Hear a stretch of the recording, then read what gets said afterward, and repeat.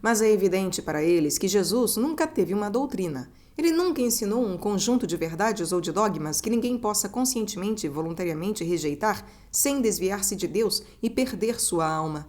Somente mais tarde, por uma elaboração lenta, pela união da religião cristã com a filosofia grega, é que se teria formado o dogma católico.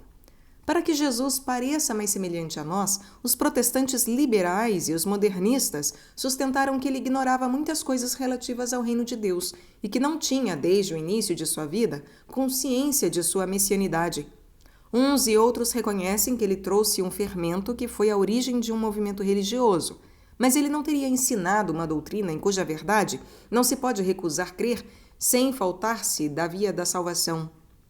Bem ao contrário, o que vemos no Evangelho?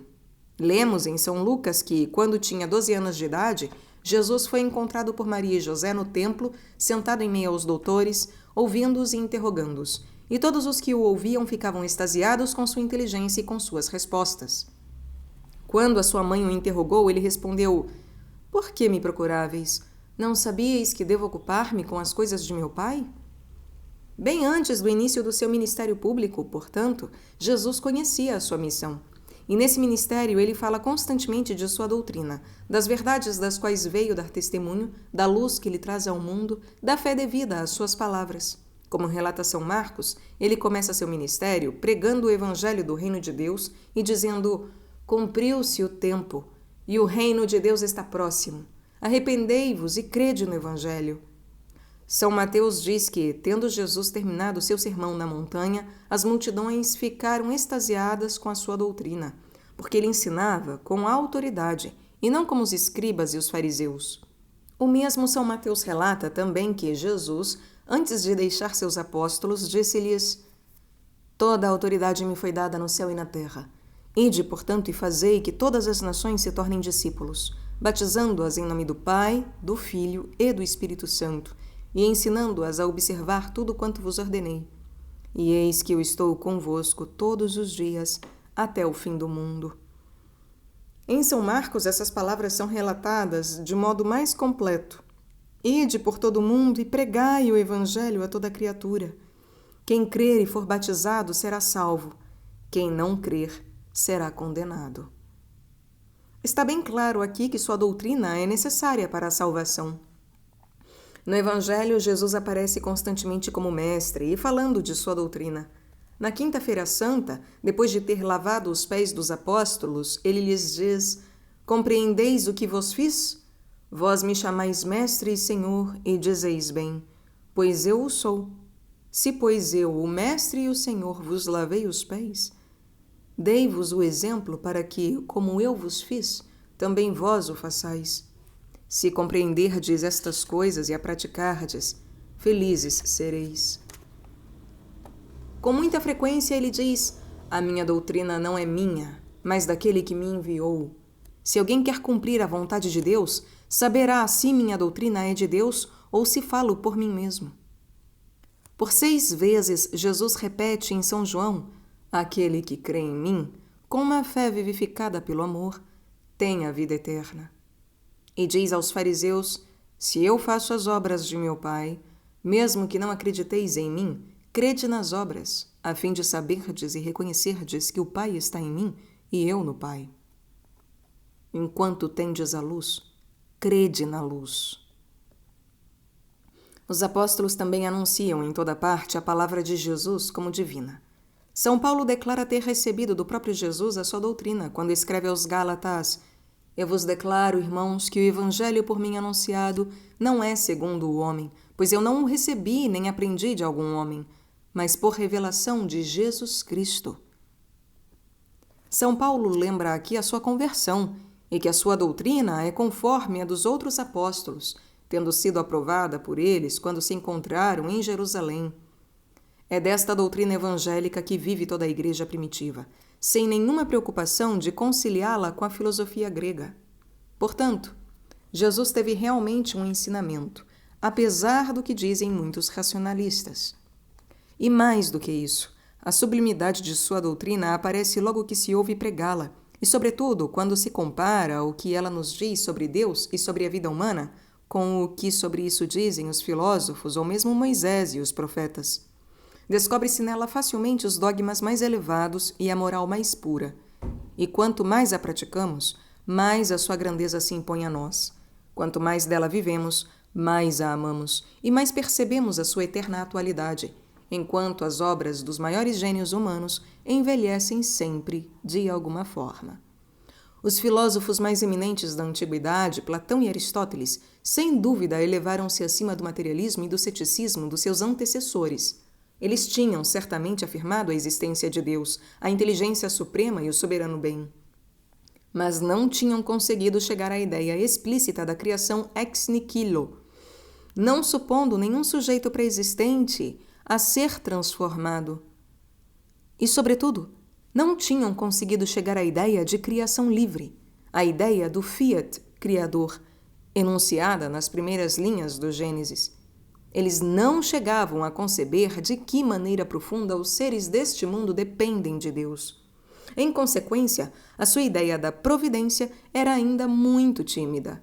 Eles não ousavam afirmar que a providência divina pode estender-se até aos mínimos detalhes da vida de cada um de nós. E é com mais timidez ainda que eles falavam da vida futura, de suas recompensas e de seus castigos. Quando a afirmavam, a sua afirmação era, diziam eles, como um risco que valia a pena correr. A sua moral, muito bela em alguns sentidos, era contudo manchada por erros bem grosseiros. Eles não pensavam sequer que se pudesse abolir a escravidão, e a sua vida pessoal não estava de modo algum à altura do seu ensinamento, sendo mesmo, por vezes, a sua negação. Platão e Aristóteles podem ser ouvidos aqui no canal, aliás. Que diferença do Evangelho, hein? Da certeza absoluta com a qual Jesus fala de Deus, seu e nosso Pai, da providência e da vida eterna. Poderia ele, como alguns pretendem, ter sido naturalmente formado pela simples leitura meditada do Antigo Testamento, de Moisés e dos profetas? Moisés e os profetas certamente ultrapassavam em muito os filósofos antigos, por afirmarem, iluminados pela revelação e com absoluta certeza, que Deus é aquele que criou tudo do nada, que fez o homem justo e santo em sua origem, e que depois da nossa queda, ele trabalha misericordiosamente para o reerguimento do seu povo, ao qual prometeu um Salvador. Mas no ensinamento de Moisés e dos profetas, a vida íntima de Deus, a Santíssima Trindade, permanecia muito velada, e a onipotência do Criador inspirava sobretudo o temor, princípio da sabedoria. Os preceitos do Senhor tinham levado em conta as imperfeições das almas, que faziam a dura experiência de sua necessidade de redenção e que deviam ser lentamente conduzidas ao novo templo do Salvador prometido. Jesus, por outro lado, ensina com a mais absoluta certeza, sem nenhuma timidez, não somente as verdades da criação e da imortalidade da alma, mas o dogma da vida eterna, muito superior à vida futura de que falavam os filósofos. E ele a dá a conhecer não somente por símbolos, como o da terra prometida, usado pelo Antigo Testamento, que pode ser ouvido aqui no canal, mas desde suas primeiras palavras sobre as bem-aventuranças ele anuncia: bem-aventurados os que têm fome e sede de justiça, porque serão saciados. Bem-aventurados os de coração puro, porque verão a Deus. Felizes os que sofrem perseguição pela justiça, pois deles é o reino dos céus.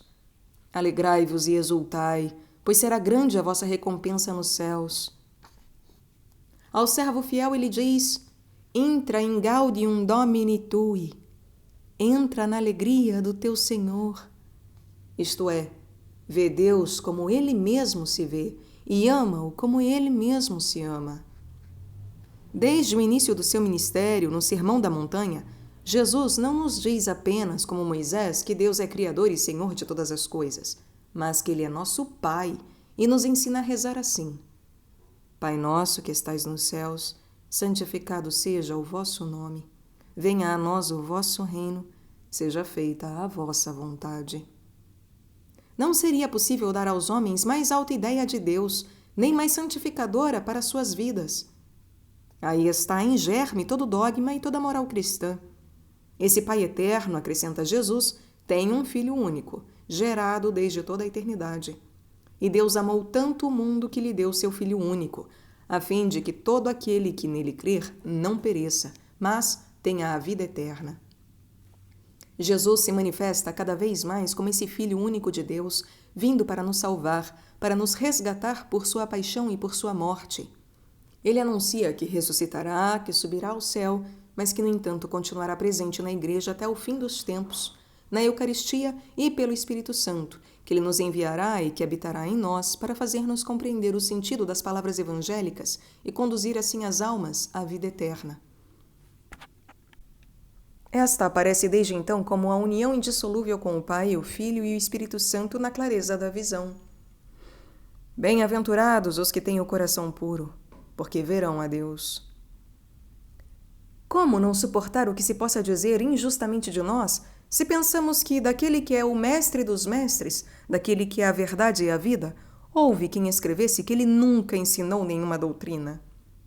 O seu ensinamento contém não somente o dogma da criação, já claramente enunciado no Antigo Testamento, mas também os da Santíssima Trindade, da encarnação, da redenção, da Eucaristia e da vida eterna.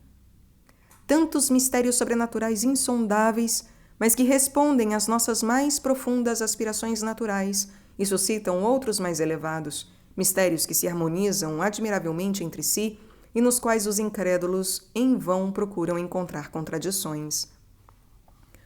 Como essa doutrina é superior às tímidas afirmações dos filósofos e às predições frequentemente obscuras dos profetas.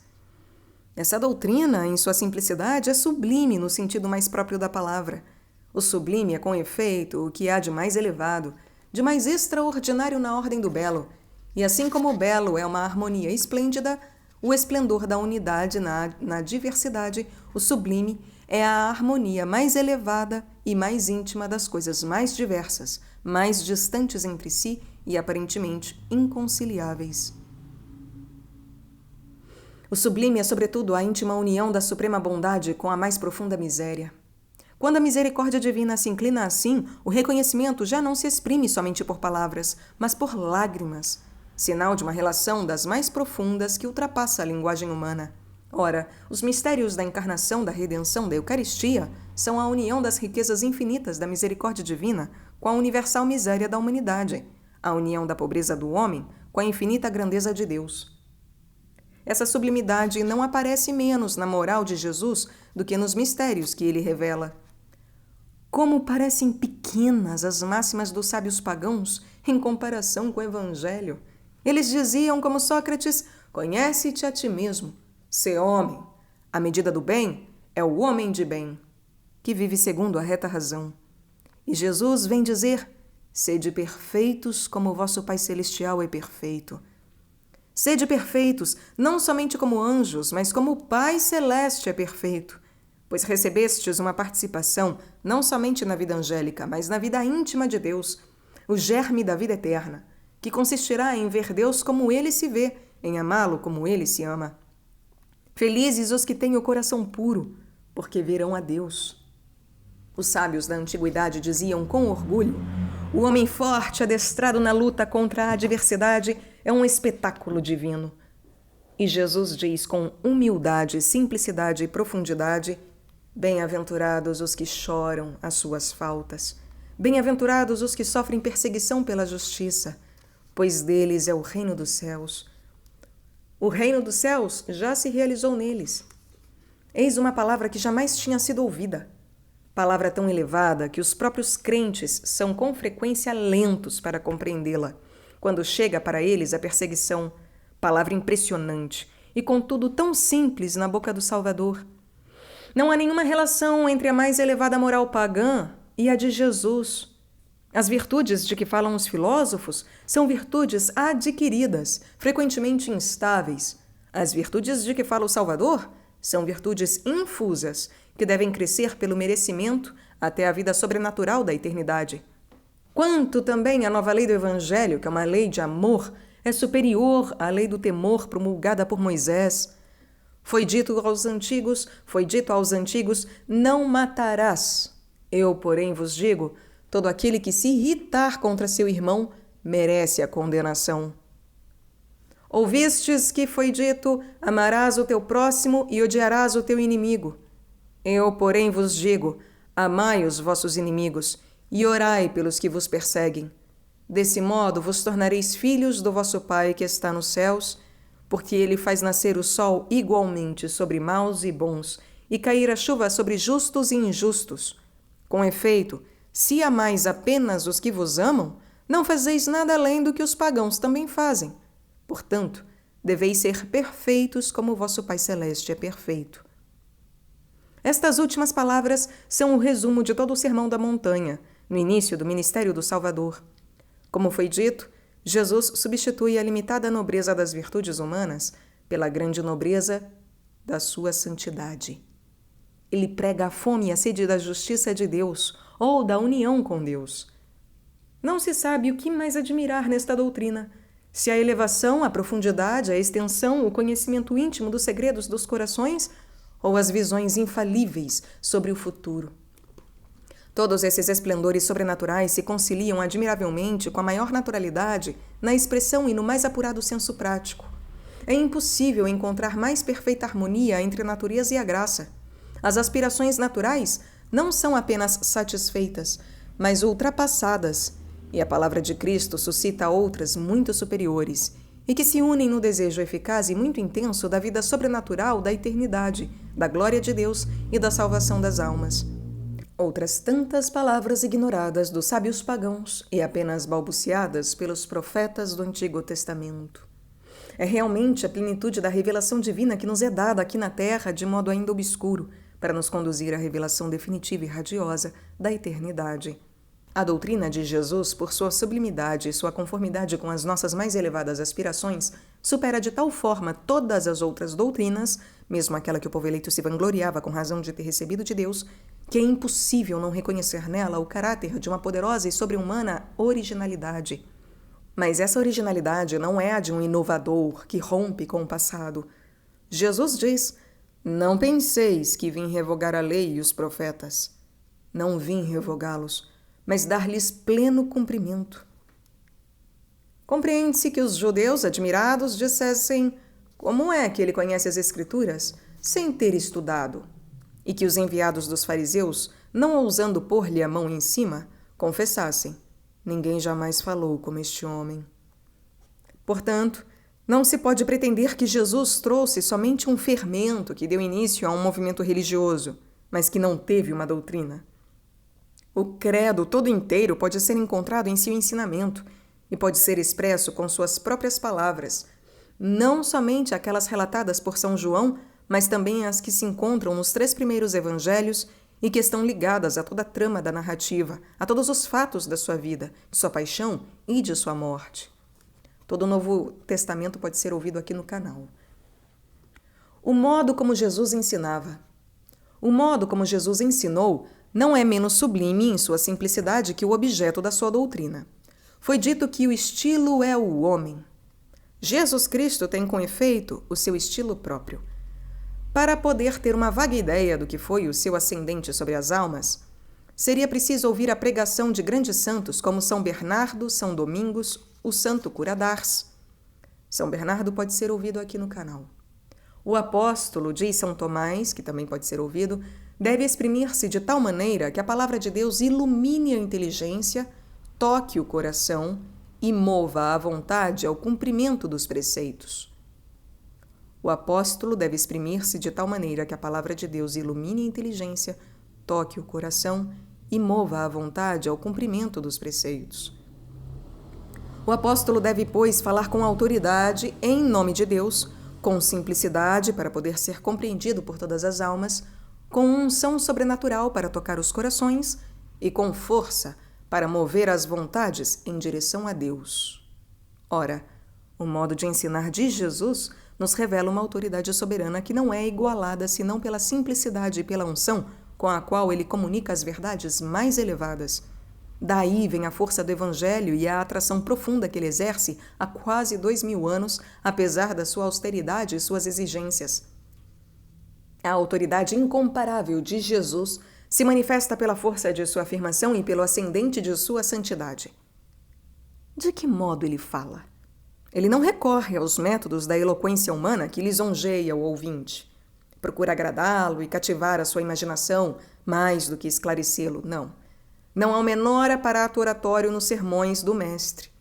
Ele evita igualmente as considerações abstratas dos filósofos ou as discussões escriturísticas dos escribas, que discorrem sobre os textos sagrados sem transmitir-lhes a vida.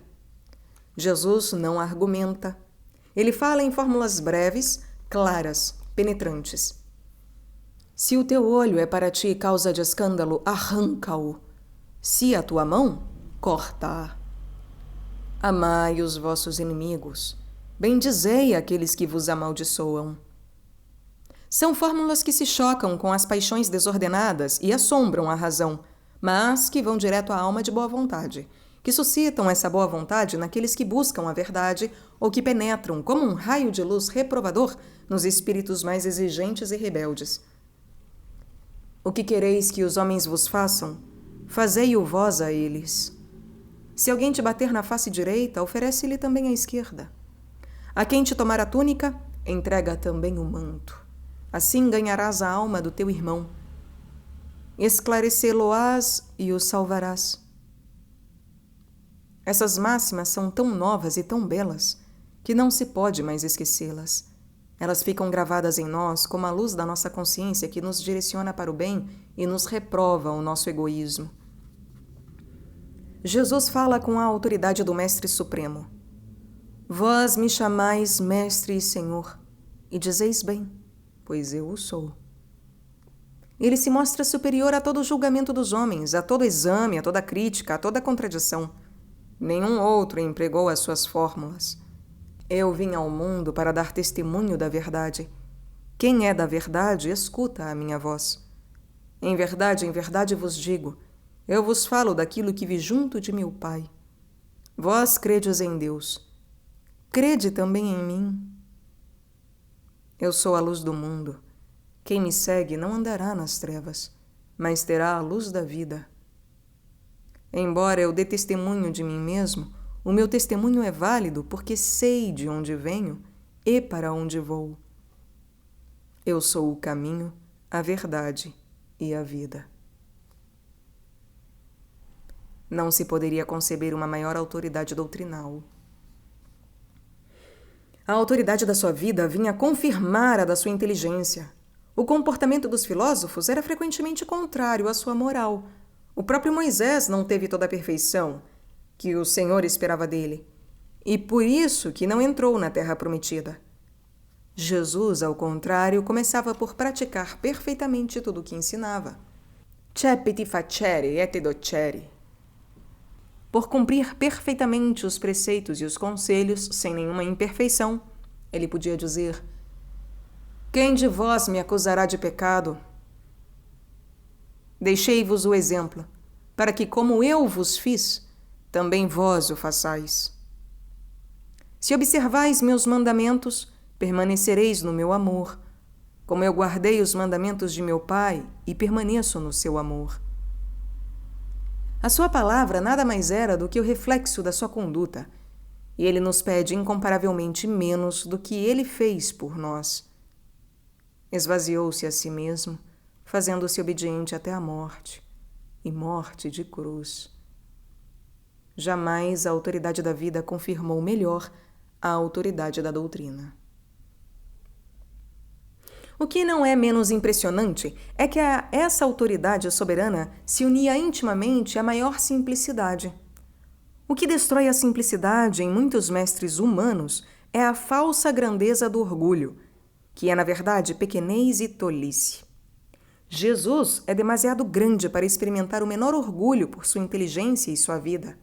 Ele é, em sua grandeza, o modelo da humildade. A minha doutrina não é minha, mas daquele que me enviou, diz ele. Ele não se apega nem ao título, nem às honras, nem ao papel de mestre. Ele diz dos escribas e dos fariseus: eles gostam dos primeiros assentos nas sinagogas, de receber saudações nas praças públicas e de que os homens lhes chamem Rabi.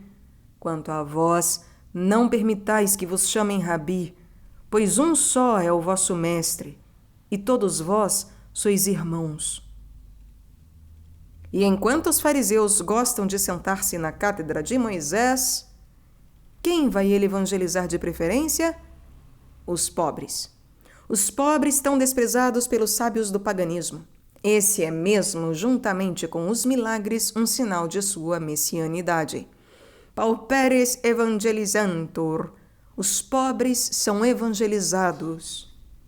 Isaías tinha profetizado que ele viria anunciar a boa nova aos pobres e curar os quebrantados de coração. Assim, Jesus prega percorrendo o campo, as margens do lago de Genezaré e sob o pórtico de Salomão, sem nenhuma afetação. Nada nele sugere os artifícios e os esforços humanos. Diz ele: minhas palavras são espírito e vida. E coisa surpreendente, muitas vezes se observou que quanto mais sublime é o seu objeto, mais calma é a linguagem de nosso Senhor. Não há nele o mínimo indício de exaltação. Como diz Bossuet, quem não admiraria a condescendência com a qual ele tempera a elevação da sua doutrina? É ao mesmo tempo para as criancinhas leite e pão para os fortes. Vemo-lo repleto dos segredos de Deus, mas vemos que isso não o surpreende, como ocorre com os outros mortais a quem Deus se comunica. Ele fala dessas coisas naturalmente, como quem já nasceu na posse desse segredo e dessa glória. E aquilo que ele possui sem medida, ele o distribui com medida, a fim de que nossa fraqueza o possa suportar. Depois da ceia, ele diz aos apóstolos: tenho ainda muitas coisas a dizer-vos, mas não podeis agora suportá-las. Quando vier o Espírito da verdade, ele vos conduzirá à verdade plena. E, finalmente, com quanta simplicidade ele recomenda aos apóstolos a humildade. Ele chamou perto de si uma criança, colocou-a no meio deles e disse: em verdade vos digo que, se não vos converterdes e não vos tornardes como as crianças, de modo algum entrareis no reino dos céus. Aquele, portanto, que se tornar pequenino como esta criança, esse é o maior no reino dos céus. Isto é, ele entrará na intimidade de Deus pela oração e pelo amor. Assim se conciliam admiravelmente, na maneira de ensinar de Jesus, a mais alta autoridade, a simplicidade e a humildade. Como parece complicada a doutrina abstrata dos filósofos, ao lado dessa simplicidade eminente. Por fim, Jesus fala com uma unção toda divina, apesar da austeridade de seus conselhos. Vemos realizar-se nele o que ele diz. A boca fala daquilo de que o coração está cheio. Ele prega constantemente o amor pelo qual Deus nos amou primeiro, quando éramos pecadores. Percebemos que ele mesmo transborda de caridade e deseja ardentemente a nossa salvação. Ele diz: eu vim para que tenham vida e a tenham em abundância. Sua pregação é a boa notícia. Vinde a mim todos vós que estáis cansados e sobrecarregados, e eu vos aliviarei. Essa unção, expressão de sua bondade, pode ser particularmente sentida na entrevista com a samaritana. Se conhecesses o dom de Deus, e quem é que te diz, dá-me de beber, tu é que lhe pedirias, e ele te daria água viva, jorrando para a vida eterna. O mesmo se passa quando ele prega as bem-aventuranças e em sua última conversa com os discípulos antes da paixão. Esses últimos discursos são como ondas de luz, como uma vaga luminosa que desce do céu para propagar-se em círculos cada vez mais amplos sobre as gerações vindouras. Essa unção divina, efeito da graça, faz prever aquela do Espírito Santo, da qual se diz: sua unção vos ensina todas as coisas. Ela nada tem de um sentimentalismo romântico.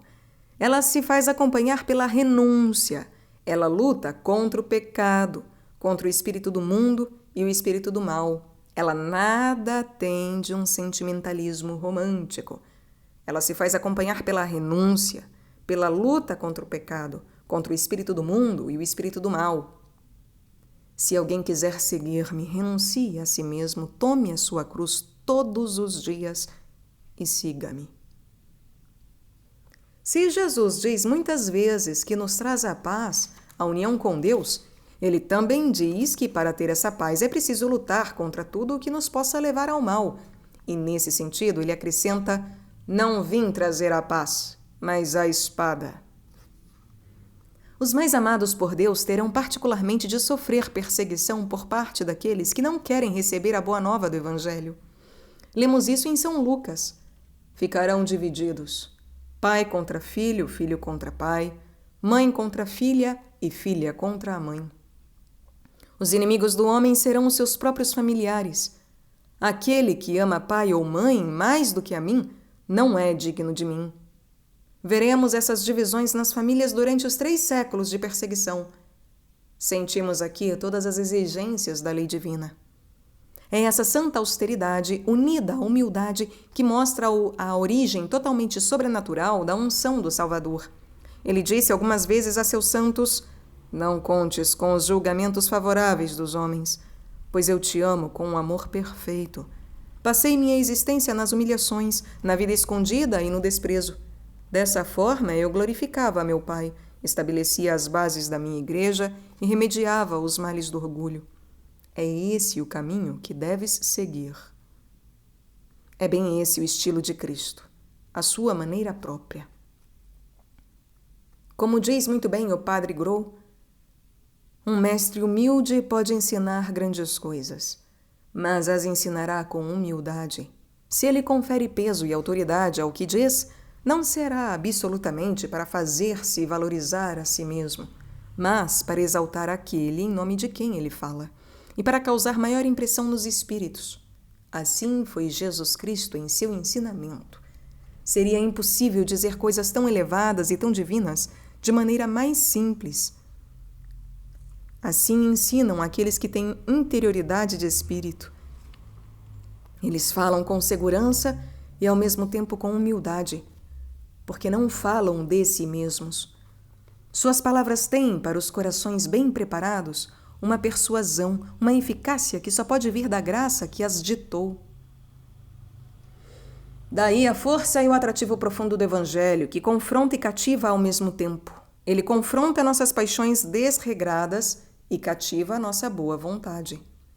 E, no entanto, esse livro não foi escrito diretamente pelo próprio Nosso Senhor.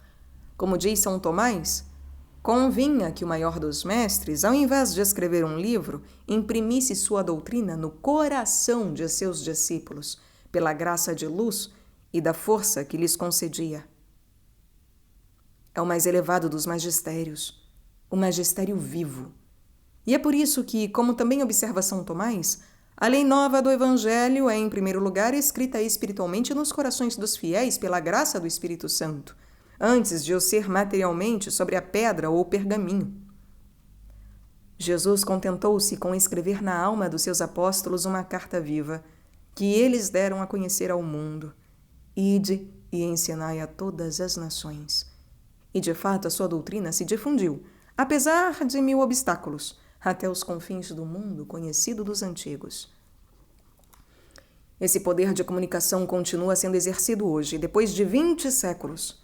Assim se verifica a afirmação: passarão o céu e a terra, mas as minhas palavras não passarão.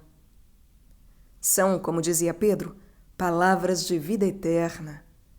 Até o fim do mundo, o Salvador suscitará vocações sacerdotais, sempre novas, para que o Evangelho seja sempre anunciado para a salvação das almas. Enquanto os livros dos sábios gregos permanecem nas prateleiras das bibliotecas, consultados somente por alguns eruditos, o Evangelho, há 20 séculos, é o alimento espiritual de milhões de almas. E mesmo as sociedades modernas que o renegam estão, como que a contragosto, dele impregnadas. Enquanto os filósofos mais sinceros se reconhecem impotentes para modificar as disposições interiores dos homens, Jesus, com alguns pobres pescadores da Galileia, apesar de 3 séculos de perseguições, conseguiu mudar o ideal moral da humanidade. Por sua graça, ele deu a multidões de almas o amor ao bem, a muitos a inclinação sobrenatural para o sacrifício, e suscitou em todos os povos maravilhosas flores de santidade.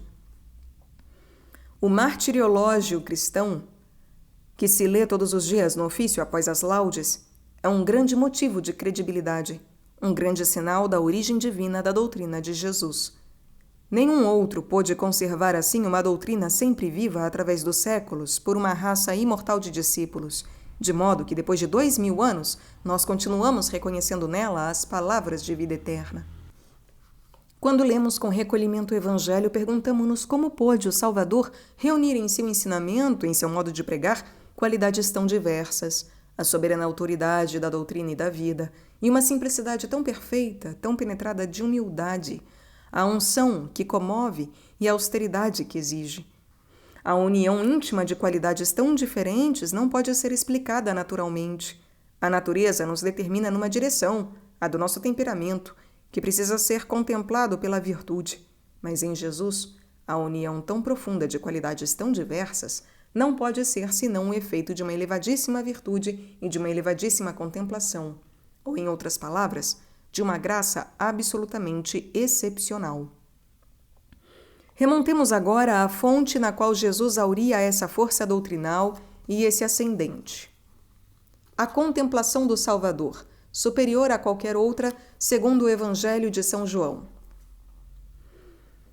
Sob que luz contemplava Jesus aquilo que ensinava? Para descobri-lo, elevemo-nos progressivamente até ele, partindo de um ensinamento menos sublime. Veremos em seguida o que o próprio Jesus nos disse no Evangelho de São João sobre sua visão das coisas divinas. Os maiores gênios do paganismo, como Platão e Aristóteles, contemplavam sua doutrina na luz natural da inteligência, a dos primeiros princípios, abstraídos das coisas sensíveis, e no espelho dessas coisas, a força do seu olhar descobria um reflexo das perfeições divinas.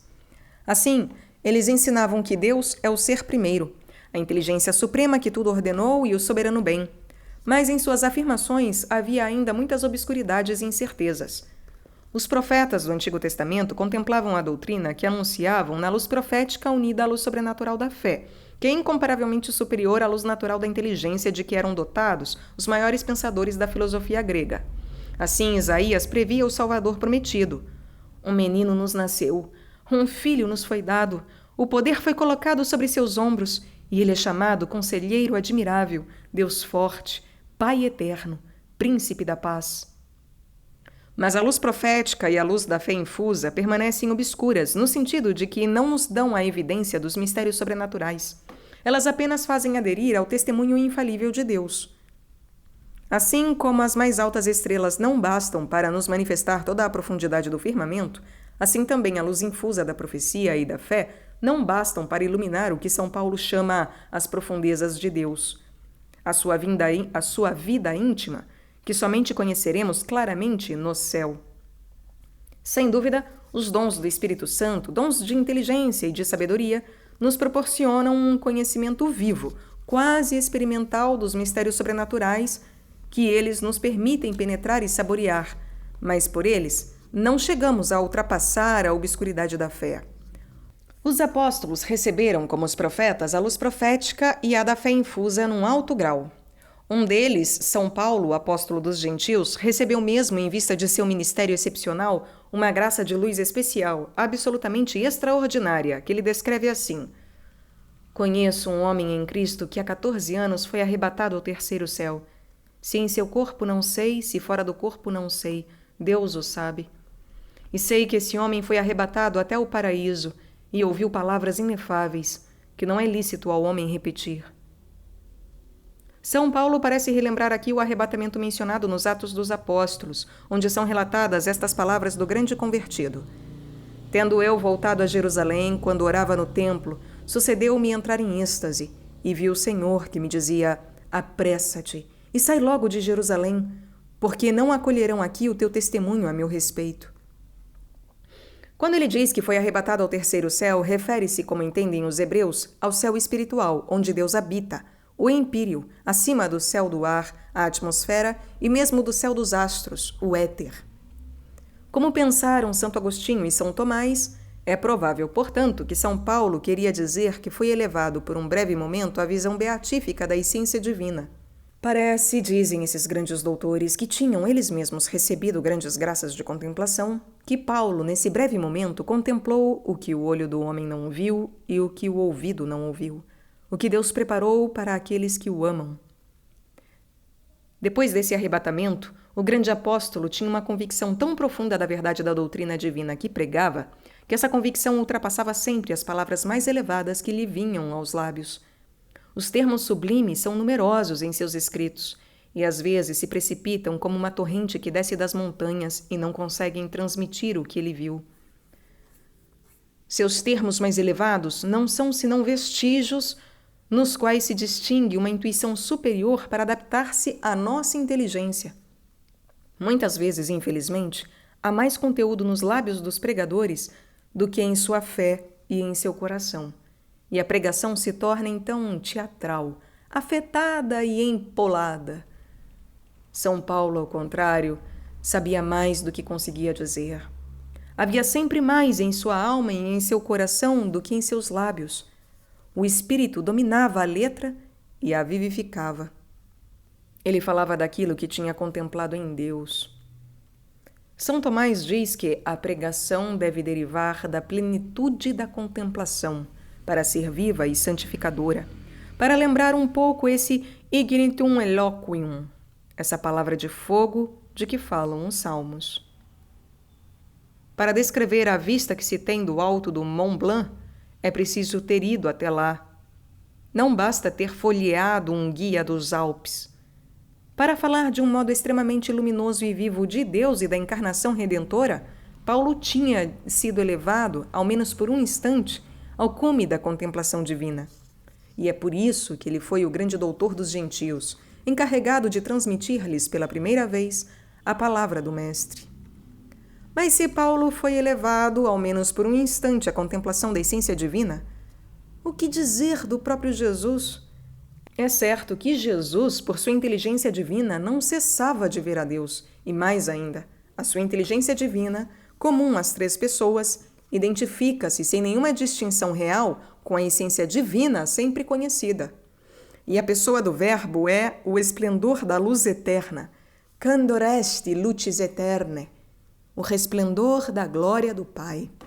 Mas, por sua inteligência humana, seria somente na obscuridade da fé que Jesus atingia normalmente os mistérios sobrenaturais de que falava? As profundezas de Deus que ele nos deu a conhecer obscuramente? Teria ele somente, como São Paulo, alguns instantes de arrebatamento, ignorando ainda muitas coisas sobre o reino de Deus? Essa questão foi em parte respondida pelo magistério infalível da Igreja. Foi definido contra a heresia dos agnoitas que Jesus, como homem, não ignorava nada do que concerne ao reino de Deus, que será consumado no céu e que compreende todos os eleitos, anjos e homens. Aquele que, mesmo como homem, é a cabeça do reino de Deus, poderia ignorar alguma coisa do que se refere à sua função? Poderia ignorar o dia do julgamento e o número dos eleitos pelos quais merece? A Igreja nos diz que essa ignorância não poderia existir nele. Mas em qual luz a inteligência humana de Cristo conhecia aqui na Terra todas as coisas do reino de Deus? Seria somente na luz profética unida à da fé ou em uma luz mais elevada? A santa alma do Salvador estaria, durante a sua vida terrena, privada da luz da glória pela qual os santos no céu veem a Deus face a face? Se São Paulo provavelmente recebeu essa luz aqui na terra, pelo menos por um instante, que dizer então da santa alma de Cristo? Os teólogos comumente respondem: é na luz da visão beatífica que Jesus via o que ele ensinava. A contemplação que São Paulo parece ter tido por um momento durante um êxtase, Jesus a possuiu em um grau muito superior durante toda a sua vida terrena. Sua contemplação desde a terra não era inferior àquela de que os santos gozam no céu. Este é, sobretudo, desde o século XII, o ensinamento comum dos teólogos, e a Igreja declarou que seria temerário negá-lo. Sua contemplação desde a terra não era inferior àquela de que os santos gozam no céu. Em que se fundamenta essa doutrina comumente aceita na Igreja?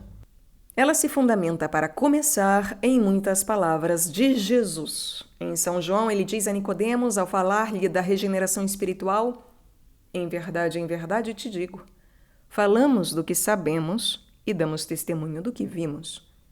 Mas vós não acolheis o nosso testemunho. Se não credes quando vos falo das coisas da terra, como ireis crer quando vos falar das coisas do céu? Ninguém subiu ao céu, a não ser aquele que desceu do céu, o Filho do homem, que está no céu. Nessas palavras, o que sabemos é sinônimo de o que vimos, como ele diz logo em seguida. Ora, Jesus fala como homem e, portanto, é também como homem que ele vê Deus e as coisas que estão no céu.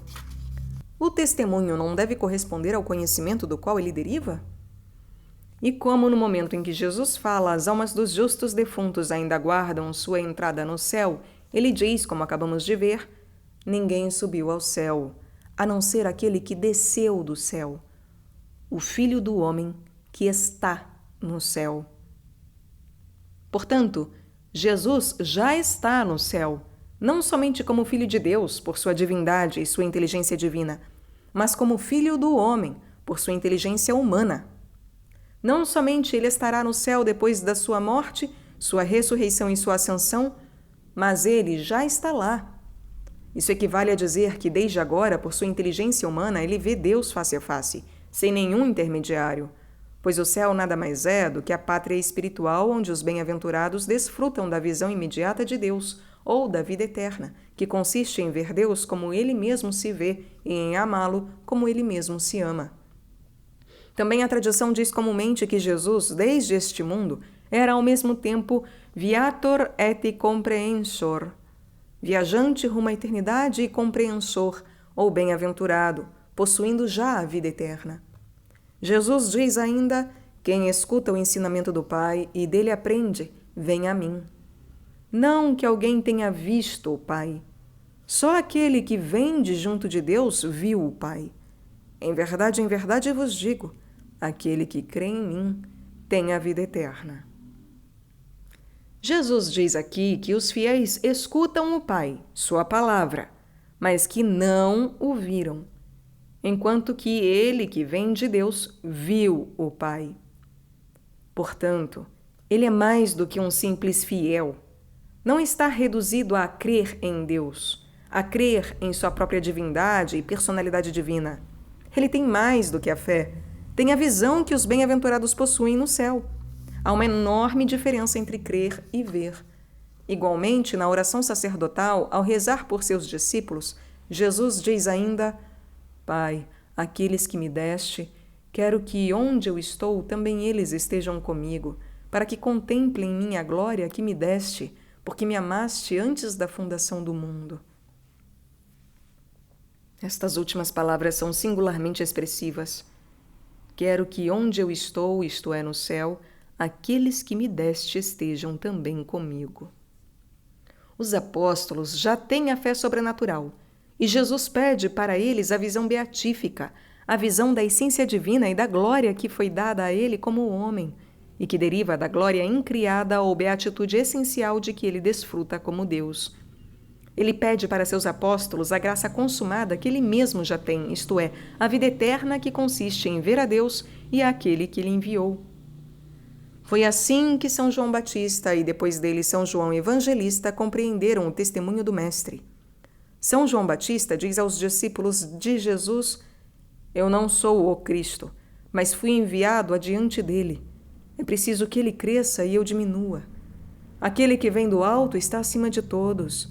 Aquele que é da terra é terrestre e fala como terrestre. Aquele que vem do alto dá testemunho do que viu e ouviu. Mas ninguém acolhe o seu testemunho.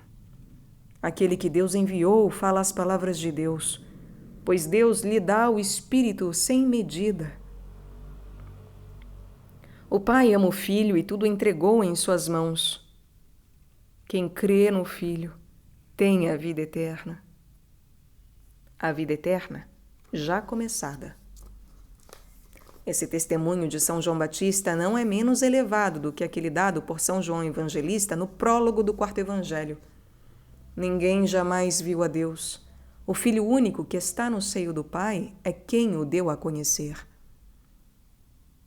Não é o mesmo que dizer que, em oposição aos profetas que não tinham visto Deus, o Filho único o viu e o viu como homem, pois é como homem que ele o deu a conhecer? Essa visão é o princípio de seu testemunho incomparavelmente superior a todos os precedentes. São João diz ainda em sua primeira epístola: Caríssimos, desde já somos filhos de Deus, mas o que nós seremos ainda não se manifestou. Sabemos que por ocasião desta manifestação seremos semelhantes a Ele, porque o veremos tal como Ele é. Nesse momento será atendida a oração sacerdotal de Jesus. Pai, aqueles que me deste, quero que onde eu estou também eles estejam comigo, para que contemplem em mim a glória que me deste.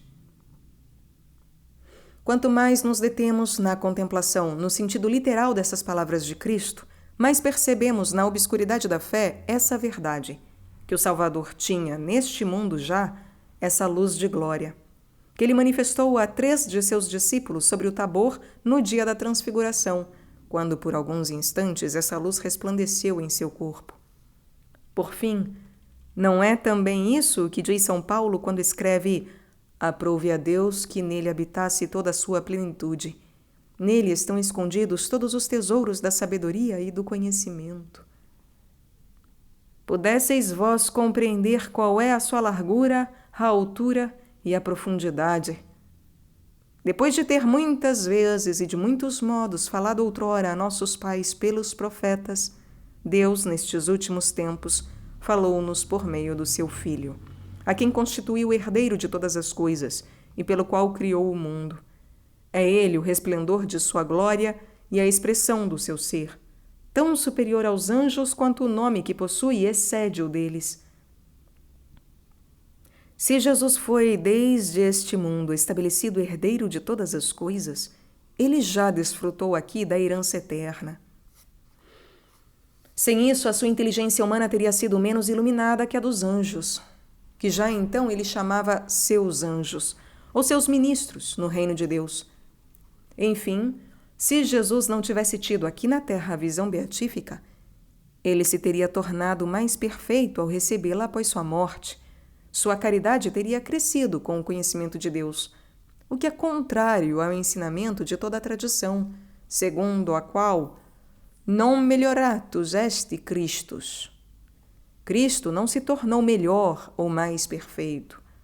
Portanto, ele não passou da fé à visão da essência divina, pois sua caridade e seu amor a Deus teria aumentado nesse instante, e também a graça habitual criada, o que é contrário a todo o ensinamento tradicional relativo à plenitude absoluta de graça que ele recebeu desde o primeiro instante da sua concepção.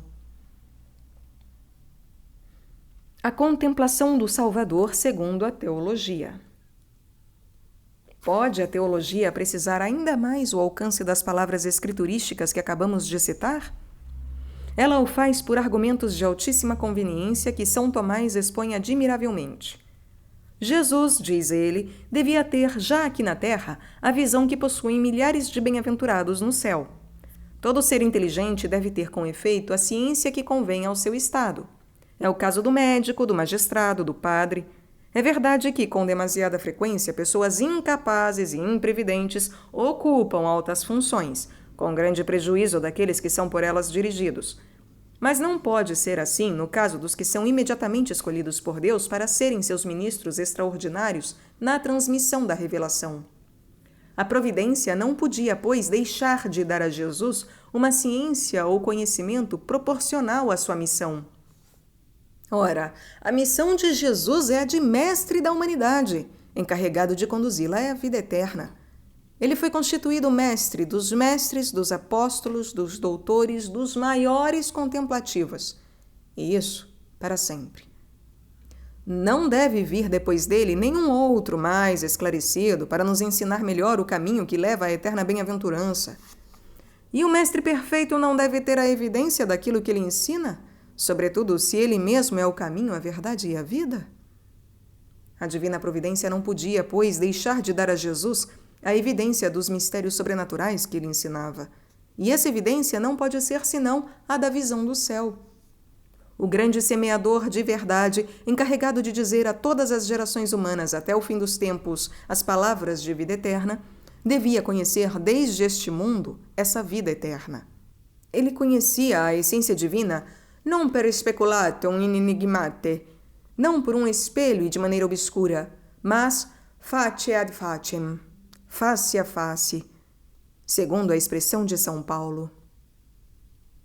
A essência divina que São Paulo provavelmente contemplou durante um breve momento em um êxtase, Jesus, com sua inteligência humana, já contemplava aqui neste mundo sem precisar interromper sua conversação com seus apóstolos. Ele estava acima do êxtase. E se sua palavra era tão luminosa, é porque a sua inteligência era perpetuamente iluminada por esse sol espiritual que nunca se escondeu, nem mesmo durante o sono, nem mesmo durante a hora tenebrosa da paixão.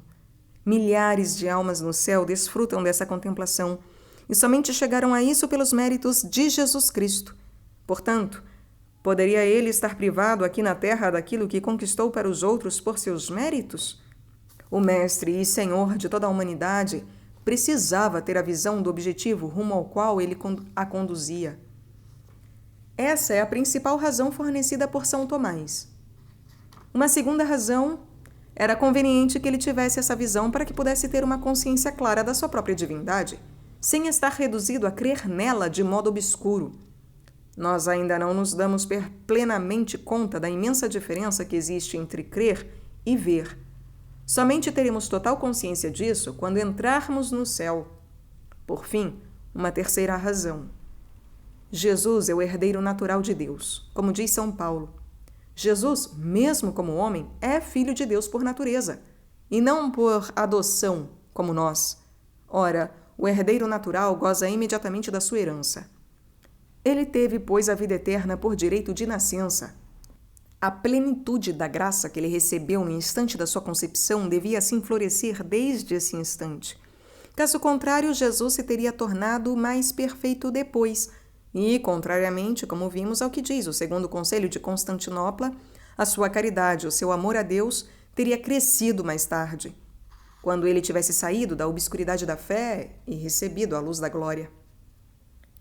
Essa visão beatífica de que desfrutava a parte superior da alma de Cristo, desde este mundo, não era inconciliável com o fato de que Jesus era ainda, em certo sentido, viajante rumo à eternidade. Ele caminhava para a vida eterna com seu corpo mortal, ainda sujeito ao sofrimento, e também com a sua alma, na medida em que também esta era ainda capaz de sofrer. E aprendia, como nós, por essa ciência adquirida, que é fruto da experiência e da reflexão. Assim, Jesus era, ao mesmo tempo, viator e comprehensor, bem-aventurado pela parte superior da sua alma, e viajante pelas partes menos elevadas, em contato com as durezas da sua vida de Salvador e de vítima. Mesmo durante sua paixão, ele não perdeu a visão beatífica, mas, muito livremente, ele impedia a irradiação da luz de glória para a razão inferior e as faculdades sensitivas. Ele não queria que essa luz e alegria que dela deriva suavizassem minimamente por seu resplendor a tristeza que lhe vinha de toda parte, e entregava-se plenamente à dor para que o holocausto fosse perfeito.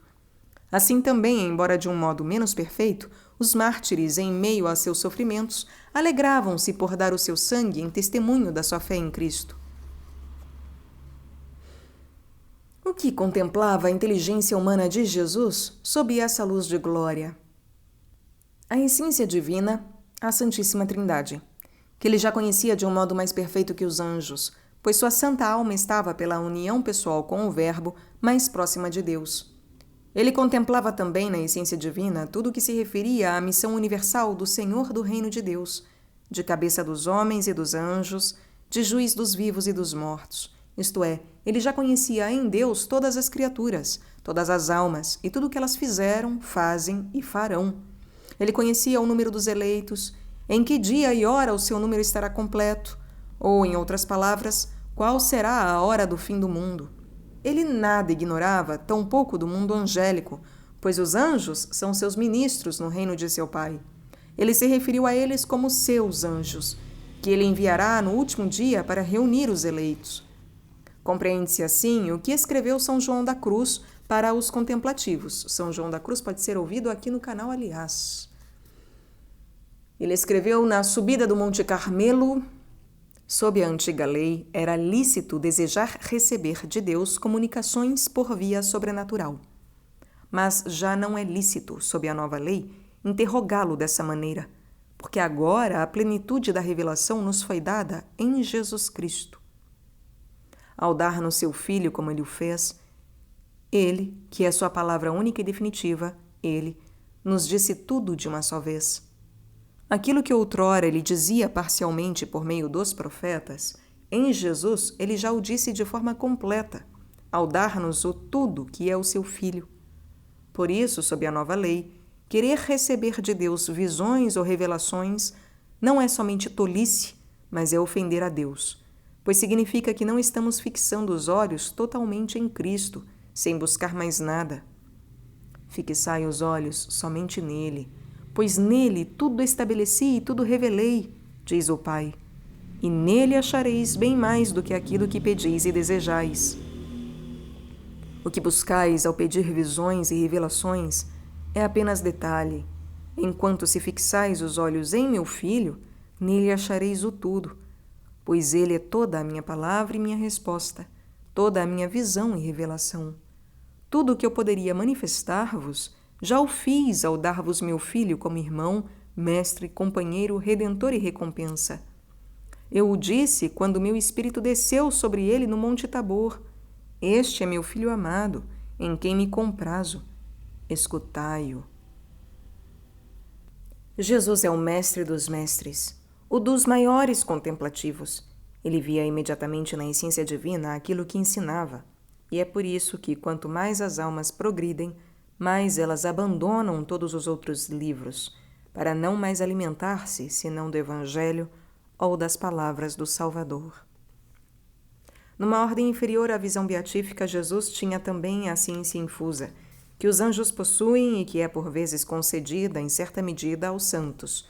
Por exemplo, quando, como os apóstolos em Pentecostes, eles pregam em uma língua estrangeira sem a ter aprendido. Jesus conhecia também os diversos dialetos, melhor que os apóstolos os conheceram pela graça de Pentecostes. Por fim, Jesus Cristo teve, como todos os homens, o conhecimento por experiência, que ele adquiriu rapidamente pelo exercício dos seus sentidos e da sua inteligência. Essa era nele uma perfeição a mais, que os seus conhecimentos superiores não tornavam inútil, pois, embora ela o fizesse conhecer as mesmas coisas, fazia-as conhecer de um modo diferente. Ele sabia, desde muito antes e de modo infalível, que seria crucificado em determinado dia e hora. Mas quando o momento da crucifixão chegou, a experiência da dor ensinou-lhe, em certo sentido, alguma coisa de novo, que nenhuma previsão lhe poderia revelar no mesmo grau.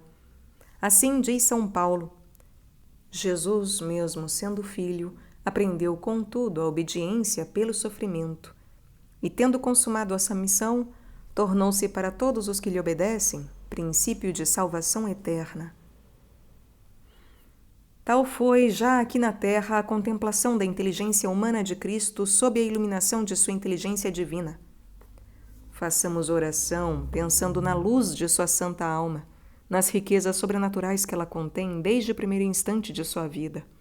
Ele nos conhecia antecipadamente e conhece nossa existência inteira, tal como está no livro da vida.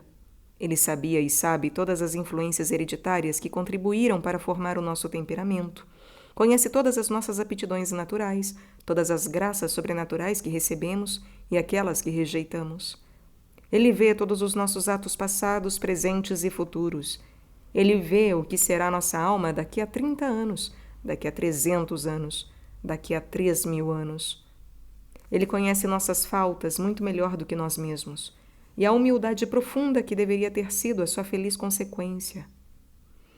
Ele sabe a hora exata e as circunstâncias da nossa morte, e o que virá depois dela para cada um de nós.